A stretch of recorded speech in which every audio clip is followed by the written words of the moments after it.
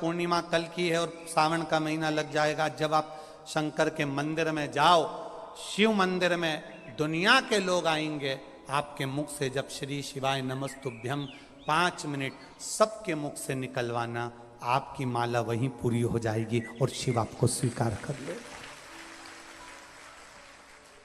शंकर का मंदिर गुरु मानकर जाना। शिवालय में शंकर नहीं तुम्हारा पिता है, माता है, बाप तुम्हारा बेटा है, गुरु तुम्हारा बेटा है। उसकी शरणागति में जाकर एक लोटा जल चढ़ाना मतलब अपने पिता से अपने मन की बात, अपने गुरु से अपने हृदय की बात कह देना। दशरथ जी महाराज के घर में संतान नहीं हुई, उन्होंने किसी से नहीं कहा कि मुझे दुख क्या है। दशरथ जी ने अपने मन का दुख किसी से नहीं कहा। दशरथ जी ने अगर अपने मन का दुख कहा तो अपने गुरु जी से कहा, गुरुदेव 3 धर्म पत्नी है मेरी, पर मेरे घर में संतान नहीं है। और गुरु शंकर का एक स्वरूप होता है। शिव और गुरु, शिव का एक स्वरूप है, शंकर का एक स्वरूप है। और शिव गुरु साधारण नहीं होता। देवता देते हैं तो पल्ला झाड़ कर देते हैं, और मेरा महादेव देता है तो छप्पर फाड़ कर देता है। शिव गुरु साधारण नहीं होता। दशरथ जी ने अपने गुरु जी से कहा, मेरे घर में संतान नहीं, मेरी तीन धर्म पत्नियां हैं, अवस्था बढ़ती चली जा रही है, मैं खुद उम्र बनती चली जा रही है, अब आप बताओ कि मेरे घर में संतान कैसे होगी। मैंने दुनिया का अनुष्ठान कर लिया, मैंने दुनिया का सारा कार्य कर लिया, क्या करूं मैं। तब गुरु ने जान लिया कि इनके घर में संतान नहीं, तो पुत्र कामिष्ठी यज्ञ गुरु जी ने स्वयं करवाया। और करवाने पर फिर खीर का कटोरा आया, और उस कटोरे की खीर रानियों को जब दी गई तब उनका गर्भ ठहरा। और दुनिया के लोग एक पुत्र मांगते हैं, दुनिया के लोग एक संतान मांगते हैं, दुनिया के लोग एक औलाद मांगते हैं, पर मेरा महादेव जब भी देता है तो छप्पर फाड़ कर देता है। छप्पर फाड़ कर मेरे शिव ने दिया, मेरे ओघड़ी ने दिया, मेरे शंकर ने दिया। एक नहीं दिया, कितने दिए? 4 दिया उसने। एक पत्र है जिसमें एक लिखा, गुरुजी मैं उज्जैन से आई हूं, मेरा नाम ममता शर्मा है, मेरी 3 बेटी थी। कहीं बैठी है ममता जी? ममता शर्मा, उज्जैन। कहीं बैठी हो तो हाथ हिलाइएगा। आप ही हैं? ममता शर्मा कहीं बैठी हो तो हाथ हिलाना। मैं उज्जैन से आई हूं, मेरा नाम ममता शर्मा है गुरुजी, मेरी 3 लड़कियां हैं, बेटा नहीं था। कई बार सुनने को भी मिलता था। तब मैंने बाबा से यहाँ प्रार्थना कर कर गई थी कि बाबा मेरे घर में 3 बेटी है, बेटी भी बेटे के बराबर है, पर दुनिया की निगाह में तो बेटा चाहिए ना बाबा, कृपा करना। गुरुदेव गए, बाबा की कृपा से देवाधिदेव महादेव ने करुणा करी, मेरा गर्भ ठहरा, और बाबा की कृपा से मेरे घर में पुत्र का जन्म हुआ। मैं बाबा को यहाँ प्रणाम करने आया हूँ। ये शिव तत्व है, वो घड़ी है। आपकी भक्ति का बल बढ़ाओ, आपके विश्वास का बल बढ़ाओ। गुरु करता केवल एक, देता क्या है गुरु? गुरु 2 चीजें दे देता है। एक तुम्हारा विश्वास प्रबल कर देता है, भरोसा पक्का कर देता है कि तुम किसी से कहना तो परमात्मा के सामने कहना।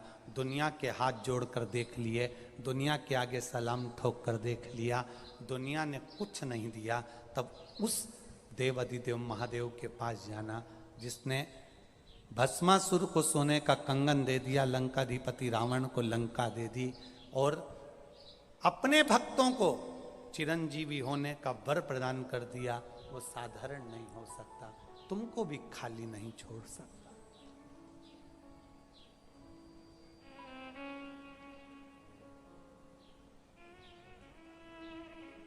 ये उसकी कृपा है। खाली न जाता कोई दर से तुम्हारे, खाली न जाता कोई दर से तुम्हारे, मैं भी खड़ा हूँ नन्ही बाहें पसारे, मैं भी खड़ी हूँ नन्ही बाहें पसारे, अपने हृदय से लगा लो, गिरा जा रहा हूँ, उठा लो, भोले अपने दर से अब तो न टालो, गिरी जा रही हो, उठा लो। कोई खाली नहीं जाता तेरे दरबार से, कुछ तो दिया उसने, कुछ तो प्रदान करा उसने। तब ये फूल वाला भैया आता है, कहां गया उसका कार्ड? ओम नगर गली नंबर 1, कुंजपुरा रोड, सिरसागंज, फिरोजाबाद, उत्तर प्रदेश से। आज लगभग कितने साल हो गए बाबा माला लाते लाते? 1 साल हो गया। ऐसी कोई शिव पुराण नहीं जहां ये फिरोजाबाद से 2 माला लेकर नहीं पहुंचता हो। अब विचार करना, इसने एक बार पत्र दिया था कि बाबा बहुत दुखी था, बहुत तकलीफ में था, जिस दिन मेरा बाबा हाथ पकड़ लेगा ऐसी कोई शिव पुराण खाली नहीं जाएगी जिस पुराण में 2 माला फिरोजाबाद से नहीं आएगी। ये शिव। और जब से बाबा ने हाथ पकड़ा 2 माला लेकर आ जाता है। ऐसी कोई कथा नहीं जाती जिस कथा में, चाहे वो नेपाल जैसे देश में कथा हो, चाहे वो बिहार में कथा हो, चाहे भारत के किसी कोने में कथा हो, वो फिरोजाबाद से 2 माला लेकर पहुंच जाता। ये शिव भक्ति है। बैठो, शंकर की उदारता इसको कहते। एक वो कहाँ गया, बरहानपुर से आया पैदल, कहाँ है, खड़ा हो जा, बरहानपुर से पैदल चलकर आया।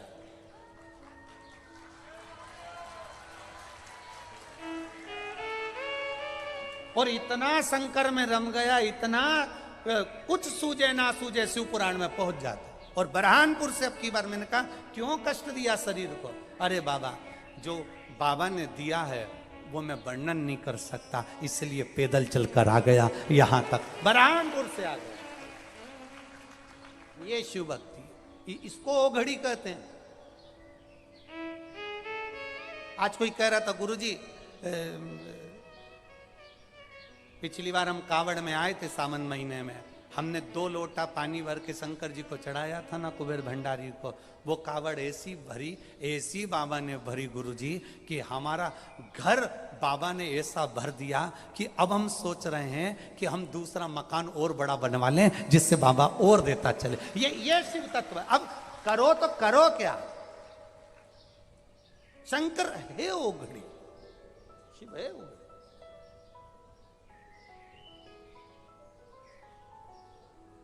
एक कार्यक्रम पूरा नहीं होता, तुम दूसरे कार्यक्रम की तैयारी करके बैठ जाते, दूसरा पूरा नहीं होता, तीसरे की तैयारी कर। शंकर है वो शिव तत्व है उसमें, शिव समाया है उसमें, कण कण में शंकर है, कंकर कंकर में। सारी समस्या का हल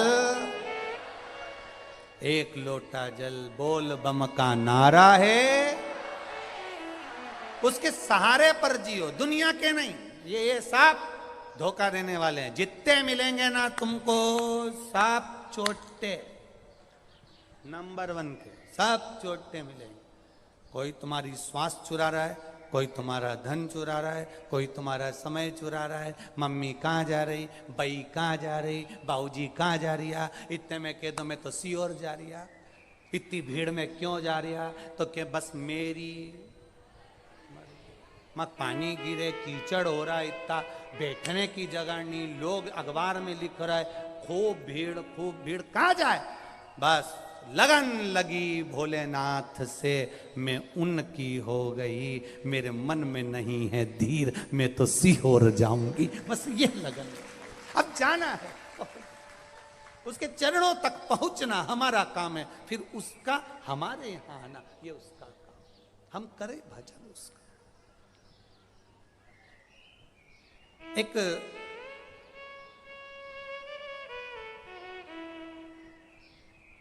चेले को लेकर एक गुरुजी साथ चले, एक जंगल में पहुंचे। अब अंधेरा बहुत होने लगा। अब इतना तेज अंधेरा हुआ, इतना तेज अंधेरा हुआ तो चेला थोड़ा डरने लगा। गुरुजी से बोला, अब करें क्या?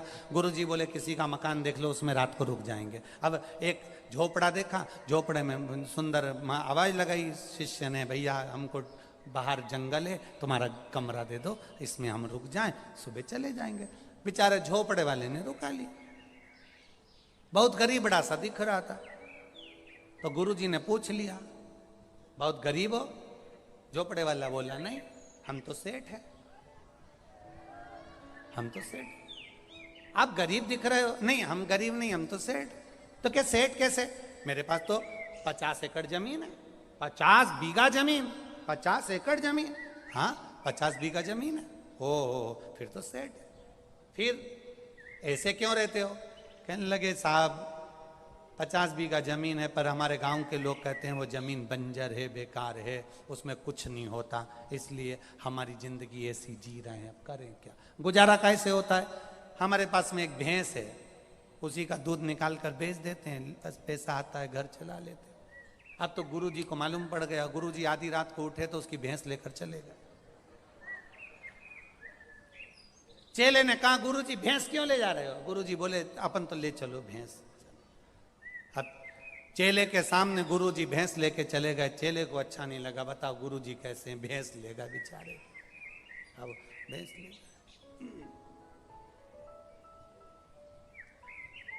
5 साल निकल गए। गुरुजी ने कहा, चल घूमने चले। गुरुजी चेले को लेकर चले, फिर जंगल में पहुंचे। जंगल में पहुंचे तो गुरुजी ने कहा, वो झोपड़ा ढूंढतो जरा, कहां गया? चेले ने जो झोपड़ा देखा तो झोपड़े की जगह 3 मंजिल का महल बना था। 3 मंजिल का महल, झोपड़े की जगह पर 3 मंजिल का महल बना था। चेला अंदर गया, दरवाजा बजाया। चेले ने अंदर वाले व्यक्ति से कहा, तुम हमें पहचान गए? उसने कहा, हो भैया पहचान गए, तुम ही तो चोटे थे, हमारी भैंस चुरा के ले गए। अब ये बताओ, तुम्हारी भैंस चली गई थी, तुम्हें दुख नहीं हुआ? थोड़े दिन हुआ, फिर हमने सोचा भैंस चली गई, परिवार का गुजारा कैसे होगा? 50 बीघा जमीन थी, हमने कहा इसी को हाँको। जो हाँकना चालू करा, दुनिया के लोग कह रहे थे बंजर है, पर भगवान तुम्हारा भला करे, तुम्हारे गुरुजी को धन्यवाद देना, अगर भैंस नहीं ले जाते तो बंजर जमीन को जोतता नहीं तो फसल होती नहीं, फसल नहीं होती तो करोड़पति बनता नहीं। जो करा तुम्हारे गुरु ने अच्छा करा। अब चेला गुरुजी के पास गया, गुरुजी ने कहा, क्या? मेरे घर तो भैंस भी नहीं है जैसे तुम ले जाओगे।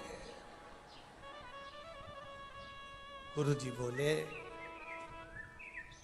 जो मेहनत करने वाला होता है वो अगर छोटी सी दुकान खोलकर बैठ जाए और सोच ले कि बस अपना तो गुजारा इतने में हो जाएगा, चल जाएगा, अपने को कुछ नहीं चाहिए, अपने को कुछ नहीं चाहिए, उसको मेहनत और करना चाहिए। जो गुरु के बल पर मेहनत कर लेता है, शिव के बल पर मेहनत कर लेता है, वो एक दिन दुकान नहीं शोरूम का मालिक बनकर बैठ जाता है। ये तुम्हारी मेहनत होना चाहिए।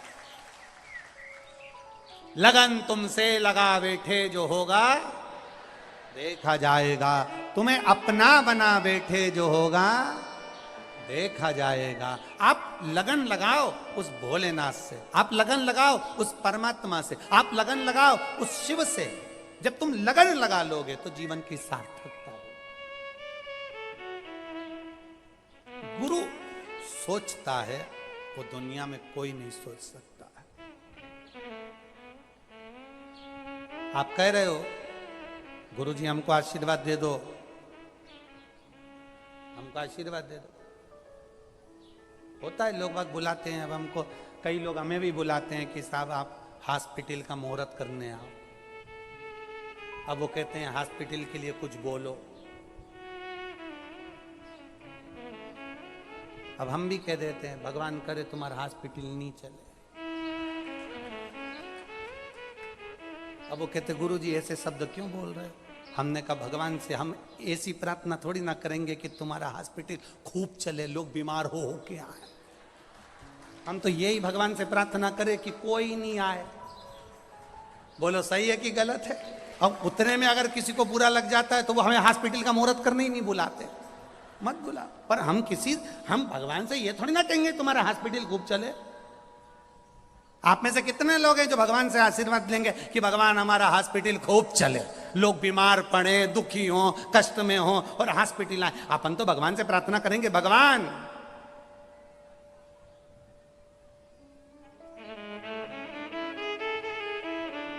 सुखी रहे संसार में, दुखिया रहे न कोई, ये अभिलाषा मेरी है सो प्रभु पूर्ण। हम काय को कहेंगे कि भैया लोग बीमार होए, दुखी होए, कष्ट में आए और तब जाकर हॉस्पिटल, ना ना ना ना, भगवान से प्रार्थना करो, सर्वे भवन्तु सुखी ना, सब सुखी रहे, सब आनंद में रहे, सब स्वस्थ रहे, सब निरोग रहे, सबका कल्याण हो, विश्व का सब सुखी रहे।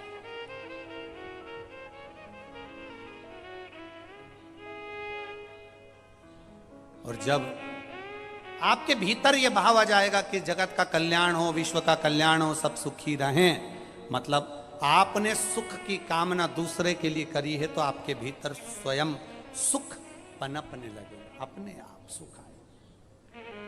शिव तत्व भीतर बिठाइए। गुरु पूर्णिमा महोत्सव है कल। भरोसा टूट जाता है, विश्वास डिग जाता है, तब हम फिर परमात्मा के करीब नहीं पहुंच पाते। सतगुरु ने, किसी श्रेष्ठ गुरु ने अगर दिया तो दो चीजें आपको दी है, एक विश्वास पक्का रखो और एक विषम परिस्थिति भी आए तो डोलना मती, टेंशन मत लेना। विषम परिस्थिति जब आती है तो हमको निखारने के लिए, हमको कुछ अच्छा बनाने के लिए आती है और हमको निखार कर जाती है। अगर विषम परिस्थिति नहीं आती तो कोई निखरता नहीं। श्री रामकृष्ण परमहंस जी से स्वामी विवेकानंद जी ने प्रश्न किया कि सारा संसार आपको सुनने के लिए आता है, सारा संसार आपका भजन करता है, रामकृष्ण परमहंस का नाम दुनिया लेती है। रामकृष्ण परमहंस का नाम दुनिया स्वामी विवेकानंद शिष्य हैं इस भाव से नहीं ले रहे हैं।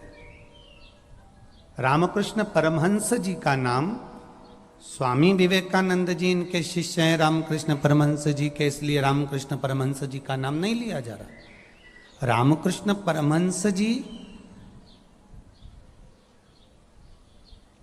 किसी साधारण गुरु के चेले भी नहीं थे कि कोई सहजता में दे दे, कोई साधारणता में दे दे। रामकृष्ण परमहंस जी के जीवन का एक आनंद, रामकृष्ण परमहंस जी के जीवन का एक तत्व, रामकृष्ण परमहंस जी के जीवन का एक लक्ष्य।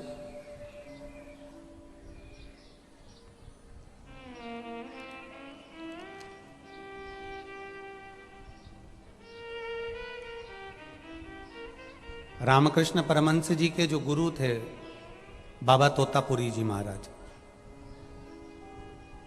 क्या नाम था उनका? बाबा तोतापुरी जी महाराज।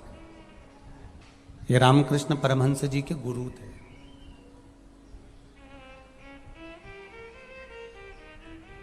एक बार स्वामी विवेकानंद जी ने रामकृष्ण परमहंस जी से पूछ लिया था कि गुरु अपने शिष्य को क्या केवल गुरु मंत्र देता है, क्या केवल गुरु दीक्षा देता है?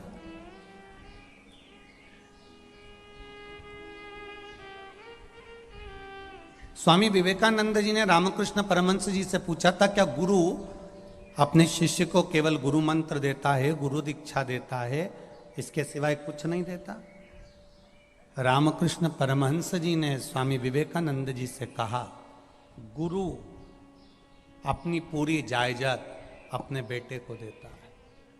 सुनना जरा, बहुत अच्छा प्रसंग है और गुरु पूर्णिमा महोत्सव के इस कार्य में अपन लोग बैठे हैं। बाबा कुबेर भंडारी की भूमि पर बैठे हैं। कंकर शंकर की भूमि है। शिव रूपी गुरु के चरणों में बैठकर गुरु महिमा का गुणगान कर रहे हैं। रामकृष्ण परमहंस जी ने स्वामी विवेकानंद जी से कहा, गुरु अपनी पूरी जायदाद अपने बेटे को देता है और बेटा भी चाहता है कि जितनी प्रॉपर्टी है, पिताजी का जो हैंडसेट है, मोबाइल है, गाड़ी है, बंगला है, जायदाद है, धन है, संपदा है, सत्ता है, वैभव है, सब कुछ मुझको मिले, ये बेटा भी चाहता है। रामकृष्ण परमहंस जी कहते हैं, गुरु सारी जायदाद अपने बेटे को देता है, बेटी को देता है, परिवार को देता है, पर जो शिष्य गुरु की दिन रात सेवा करता है, जो शिष्य गुरु के चरणों को दिन रात संभालता है, जो शिष्य गुरु के कपड़े तक धो देता है, जो शिष्य गुरु की सेवा में लगा रहता है, सब कुछ जब एक गुरु ने अपनी प्रॉपर्टी, अपनी जायदाद, अपनी जमीन, अपना धन अपने बच्चों को दिया, तो शिष्य इतनी सेवा करता है, इसको गुरु क्या देता है। तो रामकृष्ण परमहंस जी ने स्वामी विवेकानंद से कहा, एक गुरु मृत्यु लोक में अपने शिष्य को अगर बेटे को देता है तो जमीन, जायदाद, सत्ता, वैभव देता है, पर एक गुरु अपने शिष्य को देता है तो जो उसके अंदर तेज, जो उसके अंदर बल और जो उसके अंदर भक्ति बड़ी होती है, वो सब अपने चेहरे को उंडेल कर चला जाता है। सब कुछ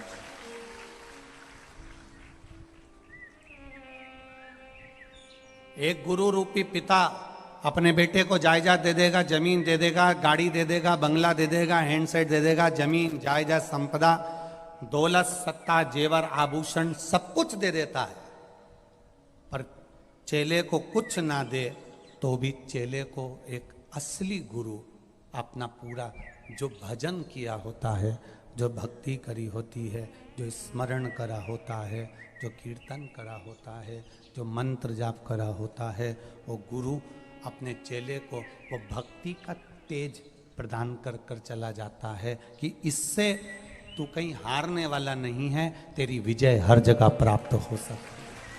वो बल है गुरु।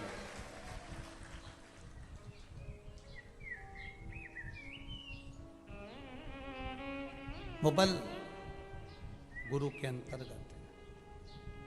साधारणता में वो बल नहीं मिल पाएगा, सहजता में वो बल प्राप्त नहीं हो पाएगा, साधारणता में वो बल नहीं मिल पाएगा। वो बल गुरु प्रदान कर देता है। गुरु दो चीजें हमेशा देता है। गुरु मंत्र देता है ना, तो गुरु मंत्र के साथ में, गुरु दीक्षा के साथ में दो चीजें देता है। एक विश्वास पक्का रखना, दूसरा विषम परिस्थिति में कहीं डोलना मत, विषम परिस्थिति में कहीं जाना नहीं।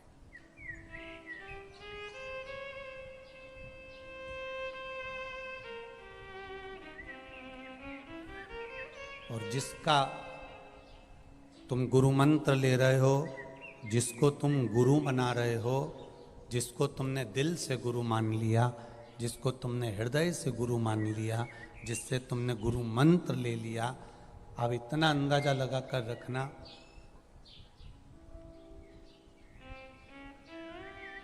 कि उसने दो चीजें आपको प्रदान कर दी, एक विश्वास और दूसरा विषम परिस्थिति से लड़ने की कला।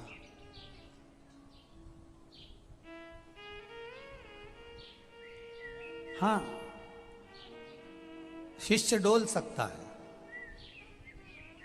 शिष्य के डोलने का क्रम हो सकता है, शिष्य डोल सकता है, शिष्य थोड़ा विचलित हो सकता है, पर गुरु अगर एक बार किसी को शब्द दे देता है, गुरु एक बार किसी को वचन दे देता है, तो फिर डोलता नहीं है। शिष्य डोल सकता है। अगर विषम परिस्थिति आती है, थोड़ा सा दुख आता है, थोड़ी सी तकलीफ आती है, थोड़ा सा कष्ट आता है, तो शिष्य डोल जाता है।